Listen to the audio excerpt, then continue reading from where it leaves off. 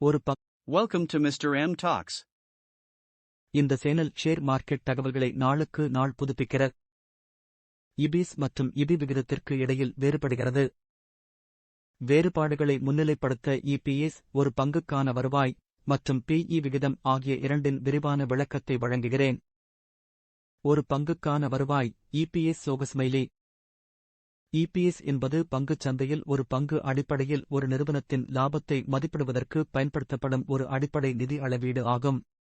இது நிறுவனத்தின் நிகர வருவாயை நிலுவையில் உள்ள மொத்த பங்குகளின் எண்ணிக்கையால் வகுத்து கணக்கிடப்படுகிறது. கான சூத்திரம்: இபிஎஸ் நிகர வருவாய் நிலுவையில் உள்ள பங்குகளின் எண்ணிக்கை. ஒரு நிறுவனம் அதன் ஒவ்வொரு பங்கிற்கும் எவ்வளவு லாபம் ஈட்டுகிறது என்பதைப் பற்றிய நுண்ணறிவுகளை வழங்குவதால் முதலீட்டாளர்களுக்கு இபிஎஸ் முக்கியமானது. அதிக இபிஎஸ் பொதுவாக ஒரு நேர்மறையான அறிகுறியாக காணப்படுகிறது. இது ஒரு பங்கு அடிப்படையில் அதிக லாபத்தை குறிக்கிறது. முதலீட்டாளர்கள் பெரும்பாலும் ஒரு நிறுவனத்தின் நிதி ஆரோக்கியத்தை அளவிடுவதற்கும் அதே துறையில் உள்ள மற்ற நிறுவனங்களுடன் ஒப்பிடுவதற்கும் இபிஎஸ் பயன்படுத்துகின்றனர். இபிஎஸ் இன் எடுத்துக்காட்டு: ஒரு நிறுவனத்தின் நிகர வருமானம் $1 மில்லியன் மற்றும் 500,000 பங்குகள் நிலுவையில் உள்ளது என்று வைத்துக் கொள்வோம். இபிஎஸ் பின்வருமாறு கணக்கிடப்படும்: EPS equals $1,000,000/500,000 equals $2. இதன் பொருள் சராசரியாக நிறுவனத்தின் ஒவ்வொரு பங்கும் $2 லாபத்தை ஈட்டியுள்ளது. விலையிலிருந்து வருவாய் பிஇ விகிதம். மறுபுறம் பிஇ விகிதம் என்பது ஒரு பங்கின் தற்போதைய சந்தை விலையை அதன் ஒரு பங்கின் வருவாயுடன் ஒப்பிடும் மதிப்பீட்டு அளவீடு ஆகும். இது ஒரு பங்குக்கான சந்தை விலையை ஒரு பங்கின் வருவாயால் வகுப்பதன் மூலம் கணக்கிடப்படுகிறது. பிஇ விகிதம் ஒரு பங்குக்கான சந்தை விலை பங்குக்கான வருவாய் இபிஎஸ்.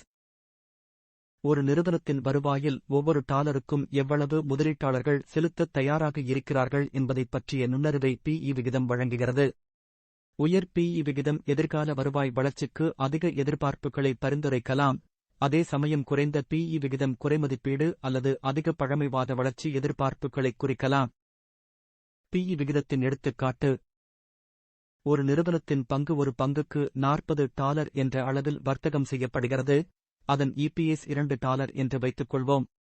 பிஇ விகிதம் பின்வருமாறு கணக்கிடப்படும்: PE equals $2/40 equals 20.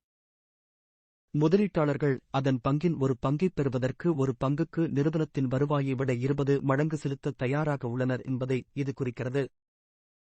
இபிஎஸ் மற்றும் பிஇ விகிதம் இடையே உள்ள வேறுபாடு. கணக்கீடு: இபிஎஸ் என்பது ஒரு பங்கு அடிப்படையில் ஒரு நிறுவனத்தால் உருவாக்கப்பட்ட உண்மையான வருவாய் ஆகும். நிலுவையில் உள்ள பங்குகள் மூலம் நிகர வருவாயை பிரிப்பதன் மூலம் கணக்கிடப்படுகிறது. மறுபுறம் பிஇ விகிதம் என்பது சந்தை விலையை ஒரு பங்கின் வருவாயுடன் ஒப்பிடும் ஒரு மதிப்பீட்டு அளவீடு ஆகும். கவனம்: இபிஎஸ் ஆனது ஒரு நிறுவனத்தின் ஒரு பங்கின் லாபத்தில் மட்டுமே கவனம் செலுத்துகிறது. பிஇ விகிதம் ஒரு நிறுவனத்தின் எதிர்கால வளர்ச்சி சாத்தியம் மற்றும் ஆபத்து பற்றிய சந்தையின் உணர்வை உள்ளடக்கியது. விளக்கம்: அதிக இபிஎஸ் பொதுவாக நேர்மறையாக காணப்படுகிறது. இது அதிக லாபத்தை குறிக்கிறது. இதற்கு நேர்மாறாக உயர் பிஇ விகிதம் எதிர்கால வருவாய் வளர்ச்சியைப் பற்றிய நம்பிக்கையை பரிந்துரைக்கலாம், ஆனால் அதிக மதிப்புள்ள பங்குகளையும் குறிக்கலாம். சுருக்கமாக, இபிஎஸ் என்பது ஒரு பங்குக்கான நிறுவனத்தின் உண்மையான வருவாயைக் குறிக்கும் போது, பிஇ விகிதம் பங்குகளின் சந்தை விலையை அதன் வருவாயுடன் ஒப்பிடுவதன் மூலம் சந்தை அடிப்படையிலான மதிப்பீட்டுக் கண்ணோட்டத்தை வழங்குகிறது. இரண்டும் முதலீட்டாளர்களுக்கு முக்கியமான அளவீடுகள் ஆகும். இது ஒரு நிறுவனத்தின் நிதி செயல்திறன் மற்றும் சந்தை உணர்வைப் பற்றிய தனித்துவமான நுண்ணறிவுகளை வழங்குகிறது. இந்த அளவீடுகளை புரிந்துகொள்வது முதலீட்டாளர்களுக்கு ஒரு நிறுவனத்தின் அடிப்படைகள் மற்றும் சந்தை இயக்கவியல் பற்றிய விரிவான மதிப்பீட்டின் அடிப்படையில் தகவலறிந்த முடிவுகளை எடுக்க உதவுகிறது. Declaration: தகவல் கல்வி நோக்கத்திற்காக மட்டுமே. எனது சேனலை சப்ஸ்கிரைப் செய்து ஆதரிக்கவும்.